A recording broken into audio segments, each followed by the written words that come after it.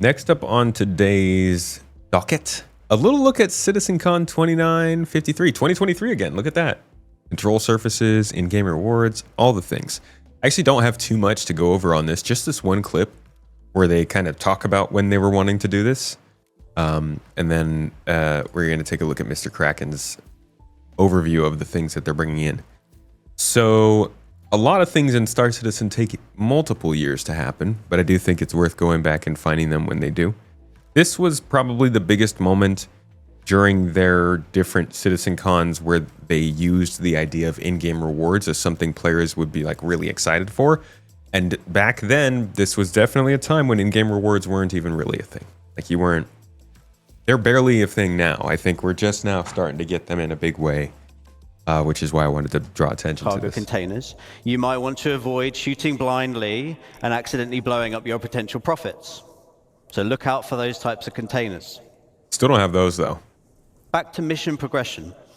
We'll be introducing perks and rewards as part of fulfilling contracts and raising reputation with these companies. For rewards, we'll have branded ship and tool skins, branded clothing. There will be collectibles to decorate your hab, hangar, or ship, or you can put them anywhere you want. And there'll be more exclusive rewards that we'll be revealing later. So most of the time when these rewards would be handed out back during this, it was like maybe a holiday event, like the Halloween things. They would do the masks you could get, but it never really got to the point where it felt like you were just taking part in something in the game and then getting something in game for doing that. The whole idea of even trading things in to get ships from Wicklow is like brand new as of this year. So still not something people were really expecting to happen. And good golly gee, after this, I definitely thought Reputation would take a step faster further than this. Thank you. For perks, you'll get access to more items in shops and discounts on specific items. And all of these rewards and perks you need to earn in the game. You cannot just buy them. People were like, yeah, dude. So next, let's have a look at freight elevators and hangars. it was an exciting thing. Glad they brought it up. Glad they put that out there. Interestingly, there is no mention of scripts here. Don't think it was necessarily part of the design at that point. But it works out. Not all the perks, but still get skins and stuff. Yeah, so from this, we're really seeing like branded ships and tool skins, branded clothing. You can see here they've got like the jacket from Ling, Red Wind box and stuff like that. And going off of Mr. Kraken's post on RSI, make sure to give him a follow. Check out his resources. He has actually made wonderful infographics showing the rewards we're getting for the event coming up this month in 3.21.1. 4.2.1. Oh my gosh. So you can scroll through these and see that a lot of it is, can we make this a little bigger? Hold on a second. New tab. And new tab. So you can see these are Hurston Dynamics skins. You've got the Hurston Dynamics prints on the gun, Hurston Dynamics colors, yellow and black, black and yellow. This one is R-Corp. Same idea. Same vibe. This is probably going to be my go-tos for the skins and stuff. And it includes both jumpsuits, multi-tools, armors, weapons, ship skins, and paints, and clothing. Very similar to what they were saying back during this slide. So it's good to see this stuff coming along. You and I we were all counting the months. And while they didn't necessarily say they would get everything in the game by the end of last year, they did say they'd get most of it. And I don't think they got most of it. I think they got like a little less than most of it, which is still not exactly where we wanted to be. But they're starting to get more of this sort of progression stuff into the game, which is important. Let's see. My friend made this list, and I don't think he's still updating it. But yeah, by December 2024, they had made half, sure, but barely. It's good. It's good that that's coming in, and it's especially good that all this stuff will get locked to your account. This isn't like get it, possibly lose it the next update a few weeks later.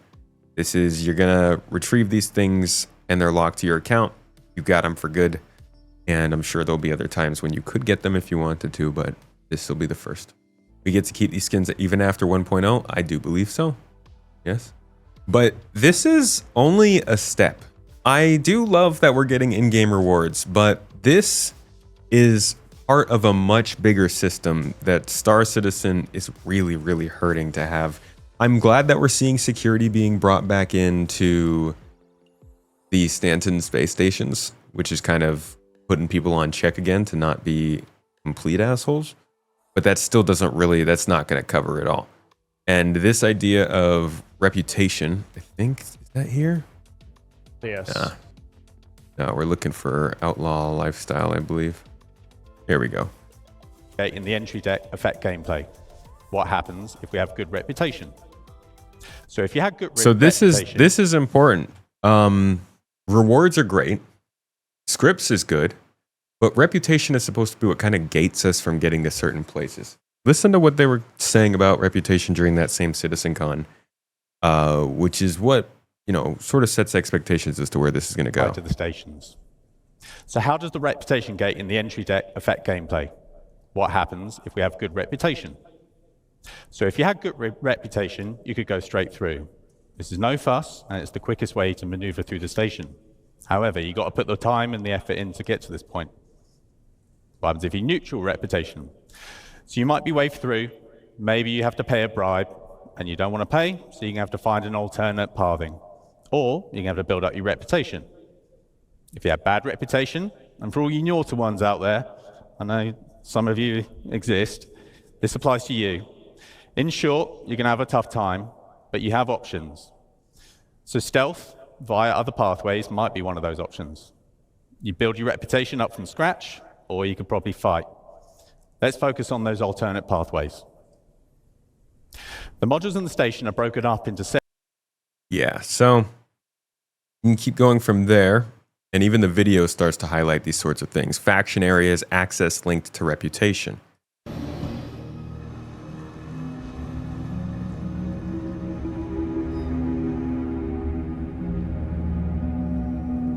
A black market would be where you'd think, you know, something like scripts would be used for trading.